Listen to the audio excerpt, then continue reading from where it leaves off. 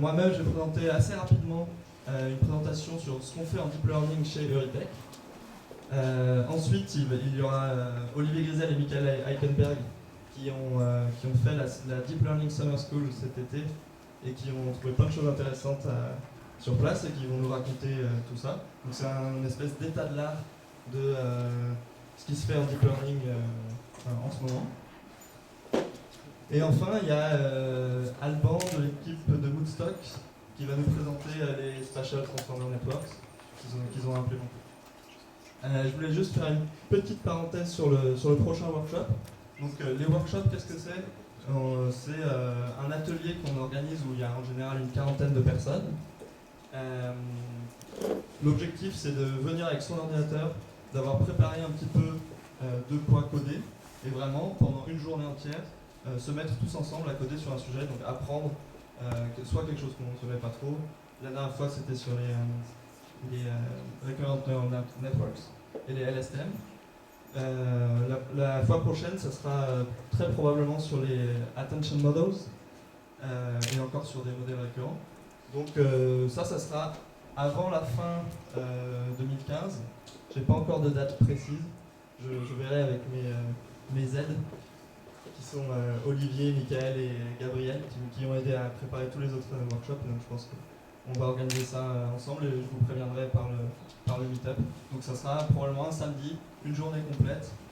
Il faut se préparer un petit peu parce que c'est vraiment technique. Et après, c'est une journée de tutoriel / apprentissage et développement tous ensemble. Très bien. Alors, ce soir, je vais vous présenter un petit peu ce qu'on fait en deep learning à Eurytech. Donc Eurytech sponsorise ce soir le Meetup Machine Learning et c'est aussi l'organisateur depuis le début des Meetup. Donc à Eurytech, notre vision, c'est qu'on veut construire un moteur d'intelligence artificielle qui comprend le texte et l'image de la même façon que nous, humains, nous comprenons le texte et l'image. Ça, c'est vraiment notre vision à long terme. Et ce qu'on a développé aujourd'hui, notre produit, c'est ce qu'on appelle un Global Purpose Semantic Engine, c'est-à-dire un moteur de sémantique qu'on vend à nos clients, qui permet de faire de l'analyse de texte et d'image pour différentes applications, de la classification de pages web, de la reconnaissance de produits dans l'e-commerce, etc. Alors, ce que je vais vous présenter ce soir, c'est comment est-ce qu'on utilise du deep learning chez Eurytech, principalement sur la partie texte, comment comprendre le texte, et en général aussi, qu'est-ce que peut apporter du deep learning sur la partie texte. Alors, quand on parle de deep learning en Natural Language Processing, il y a quelque chose qui revient très souvent, ce sont les word vectors. Alors, les word vectors, c'est quelque chose qui est très populaire au niveau de la recherche. Qu'est-ce que c'est ? C'est représenter les mots, donc représenter le vocabulaire du texte qu'on va analyser sous une forme compacte et condensée, de telle sorte que les mots qui veulent dire à peu près la même chose, qui ont un sens proche, vont se retrouver proches dans cet espace condensé. Donc au lieu d'avoir un très grand espace où tous les mots sont des symboles distincts, on va se retrouver avec un espace beaucoup plus compact dans lequel on va avoir des relations sémantiques entre les mots. Et quand on fait du deep learning en NLP, il se trouve que très rapidement, on commence par encoder nos mots sous une forme de word vectors. Et c'est quelque chose qui est très utile, parce que rien que le fait d'utiliser ces word vectors comme feature pour les tâches classiques de NLP, ça donne des très bons résultats, et dans toutes les tâches classiques, donc en catégorisation, en analyse de sentiments, etc. etc. Et ce qui est assez intéressant, c'est que quand on regarde les papiers récents de NLP, on voit des word vectors à peu près partout, à toutes les sauces, peut-être parfois un peu trop, à voir. Alors, quand on passe en production, et dans les cas pratiques, ce qui est assez intéressant, c'est que c'est pas forcément utile d'avoir des word vectors. On se rend compte que sur un dataset précis, avoir simplement une approche classique en prenant un TF-IDF sur les mots et peut-être des n-grammes et en faisant une régression, on peut avoir des résultats qui sont très bons et qui sont beaucoup plus simples à implémenter, et surtout dans une approche entreprise où on va vraiment avoir à l'implémenter quelque part avec des contraintes, etc. Donc on va dire pourquoi est-ce qu'on s'embête à vouloir utiliser des word vectors. Et bien en fait il y a beaucoup de raisons qui fait qu'on va utiliser ça. Et nous on a basé vraiment notre moteur sur l'utilisation d'une représentation de type word vectors, parce que ça va nous amener à beaucoup d'améliorations par rapport à des méthodes plus traditionnelles de NLP. Alors là, je vous ai représenté un cas un peu classique, qui est, imaginons qu'on est sur une tâche de classification de texte, donc par exemple sur un 20 newsgroup, ou alors sur une tâche d'analyse de sentiments sur Twitter. Ça, c'est des cas classiques. On a un dataset, on va apprendre sur ce dataset. Et qu'est-ce qu'on voit? C'est que très souvent, si on fait un apprentissage très classique en se basant directement sur les mots, on va avoir par exemple ici le mot end ou des mots complètement qui ne veulent pas dire grand-chose, qui vont se retrouver très fortement polarisés sur un sentiment négatif ou sur des sentiments positifs. Et en fait, on peut avoir des très très bons résultats sur notre training set et même sur notre test de notre validation set, alors qu'on a des features qui paraissent pour nous un peu idiotes, c'est-à-dire le end, on n'a pas envie qu'il soit polarisé du tout pour un sentiment ou un autre.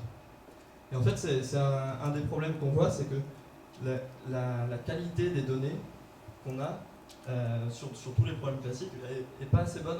On est sur un seul domaine et il faudrait qu'on ait un jeu de données complètement monstrueux pour qu'on puisse passer outre ce genre de problème. Le deuxième problème, c'est aussi tout simplement c'est hyper difficile de comprendre comment ça fonctionne, et quand on va expliquer à une entreprise, mon système qui a 99% de classification correcte, il se base sur des mots qui n'ont aucun sens, c'est assez difficile de leur faire comprendre que ça marche, il faut juste lui faire confiance.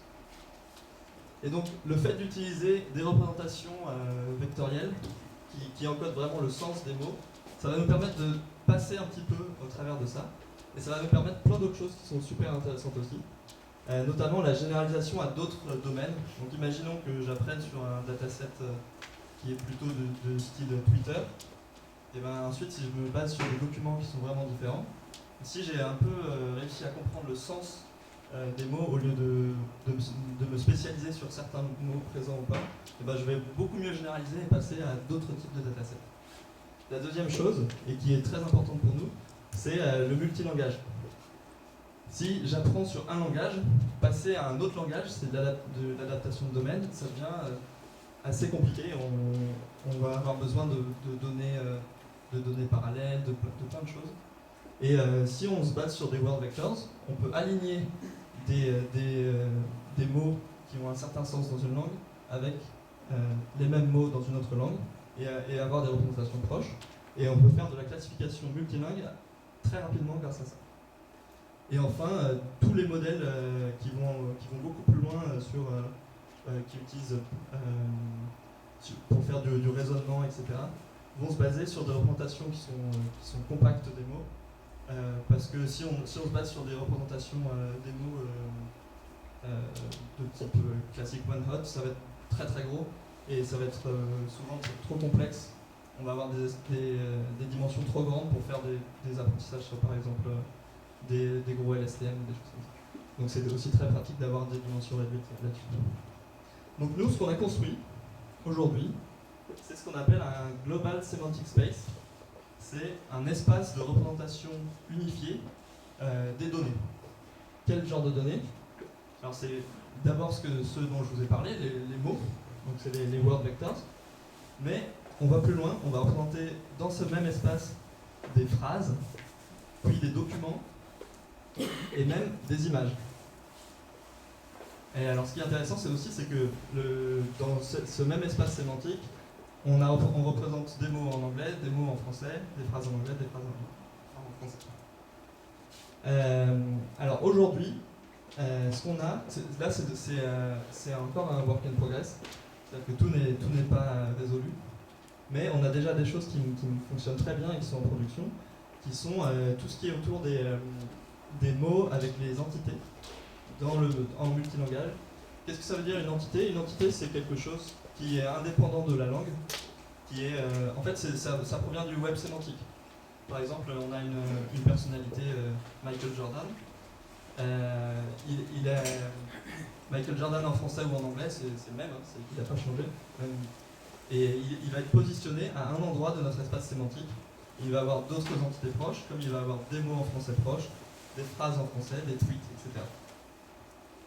Alors ce qu'il faut savoir aussi, c'est que là, il y a des choses sur lesquelles on travaille beaucoup encore, notamment sur tout ce qui est l'intégration de l'image, parce que c'est pas simple d'intégrer l'image dans un modèle sémantique comme ça. Pour l'instant, pour l'image, c'est plutôt un espèce de hack, parce que ce qu'on a fait, c'est qu'on a fait une classification de l'image avec un gros réseau de convolution qui nous donne accès à des tags, et ces tags sont des mots, et en faisant une combinaison de ces mots, on obtient un point dans l'espace. Et apprendre directement des représentations images et texte, comme ce qui a été fait récemment avec le MS Coco dataset, c'est quelque chose qui va permettre d'avoir des représentations qui sont beaucoup plus intéressantes et qui est encore en work in progress chez nous. Et on a notamment une thèse qui va commencer à ce sujet. Et enfin, une dernière chose que je voulais noter, c'est que le fait de représenter des mots dans cet espace, c'est quelque chose qui est faisable. Le fait de représenter des phrases, c'est quelque chose qui est beaucoup plus complexe. Et ce qu'on fait, nous, pour l'instant, c'est qu'on utilise des méthodes d'agrégation des mots et de pooling pour pouvoir représenter la phrase. Et ce qu'on aimerait plus tard, c'est avoir une vraie représentation de la phrase qui prend en compte l'ordre des mots, etc. Alors, à quoi ça sert ce gros moteur dont je vous ai parlé? Ça sert en ce moment en production pour faire de la compréhension de web pages. Ça nous permet de classifier des pages web, de classifier également des vidéos YouTube et de faire de comprendre si dans des comments sur des posts il y a des problèmes ou disons, on fait de la modération de commentaires. Donc l'avantage, c'est que c'est directement cross-language et qu'on utilise le même modèle pour tout ce qui est webpage, tout ce qui est YouTube, tout ce qui est Twitter. Donc oui, pour revenir à une seconde sur la composition des mots en phrases, alors au-delà de faire une composition telle qu'on l'a fait, qui n'est pas apprise, il y a des moyens d'apprendre des représentations de phrases qui sont bien plus expressives que ça, avec par exemple des réseaux récurrents ou des convolutions, ou même en allant plus loin avec des arbres syntactiques. Le problème, c'est que pour apprendre ça, en général, ce qu'on va faire, c'est du supervised learning, donc de l'apprentissage supervisé. Et on ne va pas pouvoir obtenir cette espèce de grand espace que nous, on a obtenu de façon purement non supervisée. Donc pour faire ce qui se fait très bien pour avoir des bonnes représentations de phrases, c'est tout ce qui est machine translation, où on peut associer une phrase en anglais par exemple à une phrase en français. Et il y a un encodeur qui encode la phrase en français, ce qui nous donne une représentation qui est très bonne de la phrase en français, ou de la phrase en anglais. Cette représentation au final est à peu près indépendante de la langue dans laquelle elle a été écrite.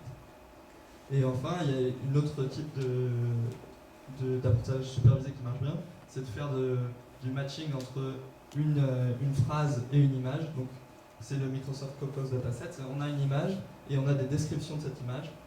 Et il y a des recherches qui montrent qu'on peut avoir un espace commun qui décrit à la fois l'image et la phrase. Donc, on a une représentation de la phrase qui peut être très bonne et qui est donc du coup basée sur sa relation avec l'image.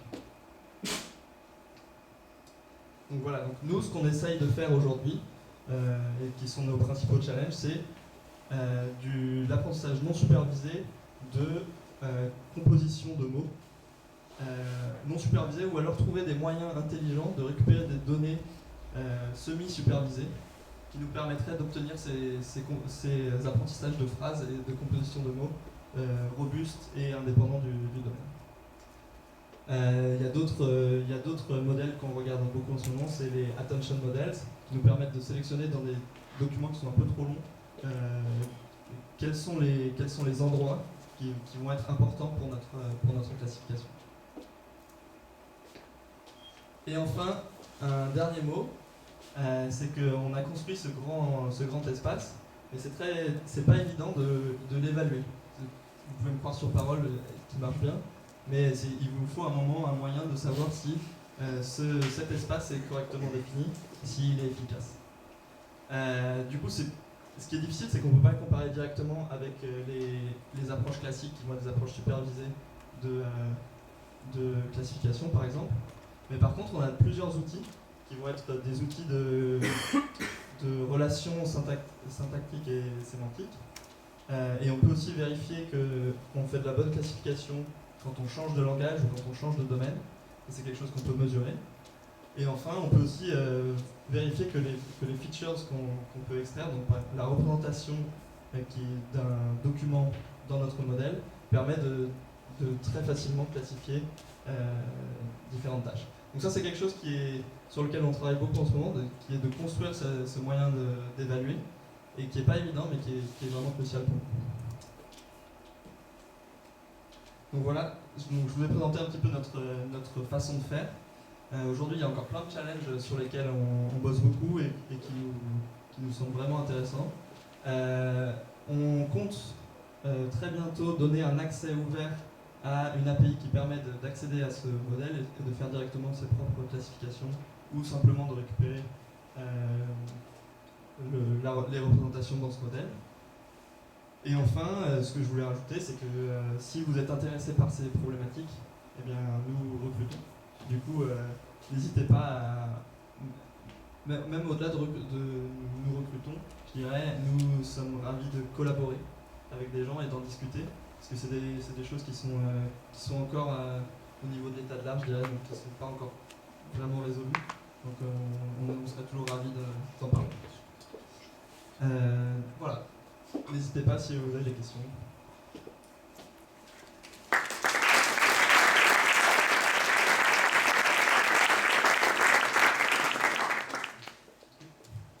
Une question à propos de l'API, ça ressemblera à quoi? C'est par exemple, j'ai une fonction, je lui donne une image, et en fait elle va me renvoyer sur votre tableau les phrases ou les mots qui sont associés à cette image. En fait, ce qui se passe, c'est que au niveau de l'API, on peut injecter n'importe quelle source de données, du coup, image, texte, etc., sous n'importe quelle forme. Et on va pouvoir avoir accès à plusieurs choses. La première, c'est quelles sont les données qui sont similaires à celle-ci. Donc si on veut avoir, par exemple, ça permet de faire de la recommandation de contenu. Et la deuxième chose, c'est on a fait une interface pour aussi pouvoir définir une catégorisation à la volée. Donc si par exemple on veut classifier ces données selon est-ce que cette donnée parle d'un chat, et ben on peut très facilement définir cette catégorie chat et voir si notre donnée est assez proche de cet endroit chat. Oui. Une question sur la compositionnalité des mots. Oui. Tu as mentionné trois approches LSTM qui est utilisée par exemple par Google récemment dans la machine translation. Le OneDayCNN à Oxford l'a utilisé pas mal. Et dans les tree-based, dans les dependency parsing, il y a des travaux de Stanford sur les travaux de Zoscher. D'accord. Et donc vous avez implémenté ça chez vous? Alors aujourd'hui, ce qu'on a en production, on n'utilise aucun de ces trois modèles. Okay. On n'utilise pas un modèle appris. On a une composition qui est fixe. Qui est fixe pour l'instant, oui, non, mais c'est ça. Mais dans votre recherche, avec vos PhD futurs, c'est ça que vous voulez faire. C'est ça. Oui. Est-ce qu'on peut avoir une idée du nombre de dimensions de l'espace sémantique? Alors, oui. Il est de l'ordre c'est entre 200 et 500 dimensions. Mais c'est quelque chose qui va potentiellement évoluer, notamment parce que aujourd'hui, avec notre moyen de composer les mots, on s'en sort dans des espaces qui sont de taille plutôt faible, mais on aura peut-être besoin de plus de dimensions pour être capable de représenter à la fois des choses qui sont des mots et à la fois des choses qui sont beaucoup plus complexes, qui vont être des documents entiers. Et est-ce que vous avez tenté, juste pour essayer de binariser l'espace à la document retrieval, le papier de Lincoln, etc. Oui, Ouais. Non, on n'a pas ça. Oui. Comment vous faites pour ancrer des entités, des mots, des images? C'est quoi le point d'ancrage central pour relier des documents qui viennent de plein de sources différentes? En fait, on se base sur des données qui ont une structure avec l'entité. Typiquement, on peut trouver cette structure directement dans Wikipédia. Donc, dans Wikipédia, on peut trouver les liens entre les différentes pages, sachant que cette page existe dans toutes les langues différentes. Donc on a l'entité qui va être quelque chose qui est, comme si, on le considère comme un symbole, comme si c'était un mot fixe, et on peut trouver sa représentation vectorielle de cette entité dans les différents langages. Et ensuite, on aura tous les autres mots qui seront appris sur leur propre langage, et ensuite on fait un alignement des différents langages, sachant que les entités sont les points d'ancrage qui sont fixes entre les différents langages. Donc les entités nous permettent en plus d'aligner les modèles. Vous utilisez Wikipédia pour faire un alignement d'entités? Notamment, Wikipédia, c'est une partie de ce qu'on utilise. Les termes de Wikidata, non? Ah oui, oui. Oui. Combien est-ce que tu utilises de points d'ancrage justement entre langues, pour aller d'une langue à une autre, pour être sûr que tu es dans le bon sous-espace parmi les 500 dimensions que tu as? Alors, il y a deux choses différentes. Il y a le nombre, il y a les entités qui sont fixes et qui sont en fait, quand on apprend, on a un langage de référence qui est l'anglais. C'est sur celui-là où on a le plus de données. Et quand on apprend un autre langage, on va garder on va initialiser avec les points des entités. Donc les entités vont avoir leur position dans l'espace. Ce qui fait que l'apprentissage va se construire autour des entités. Et ensuite, on rajoute une couche d'alignement où on aligne avec un nombre assez faible au final de correspondance entre les mots. Tu veux dire de correspondance entre le même mot dans différentes langues? C'est ça, c'est ça. Oui. Excuse-moi. Il y a des langues où ça marche moins bien? Alors pour l'instant, on n'a pas testé avec énormément de langues. Et ce qui se passe, c'est qu'il y a plein de langues sur lesquelles c'est facile, entre guillemets, parce qu'on a une structure de phrase qui est très similaire. Après, il faudrait retravailler un petit peu dessus pour ajouter du chinois, par exemple. Oui, c'est la question qu'on a posée. Il n'y a pas de langue de ce type-là. Pour l'instant, non. C'est complexe. Après c'est la seule difficulté, je dirais, c'est d'être capable en chinois, on ne va pas pouvoir découper les mots facilement. Du coup, il va falloir beaucoup plus se baser sur avoir une meilleure composition des symboles. Ok, peut-être une dernière question. Vas-y, Olivier. Pourquoi choisir de représenter les mots et les phrases dans le même espace et les entités et les phrases dans le même espace? Alors, très bonne question. Ce qui se passe, c'est que dans la façon dont on le fait aujourd'hui, c'est tout à fait naturel de le faire parce que nos phrases sont des compositions de mots. Et quand on est nos mots sont assez, disons, orthogonaux entre eux pour que les compositions de mots aient du sens dans ce même espace.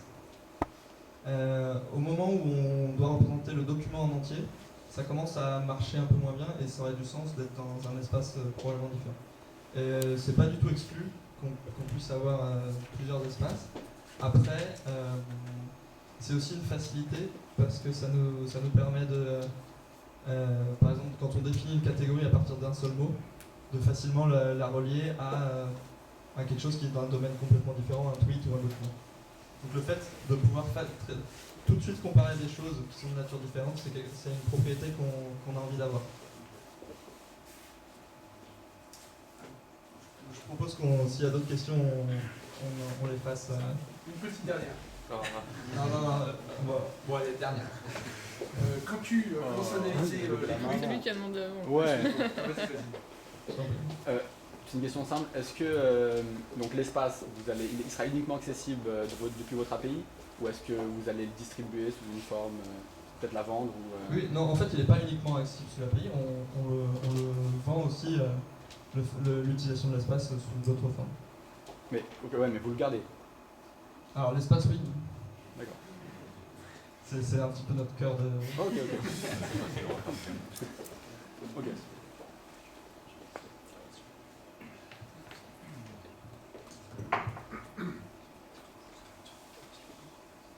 Merci.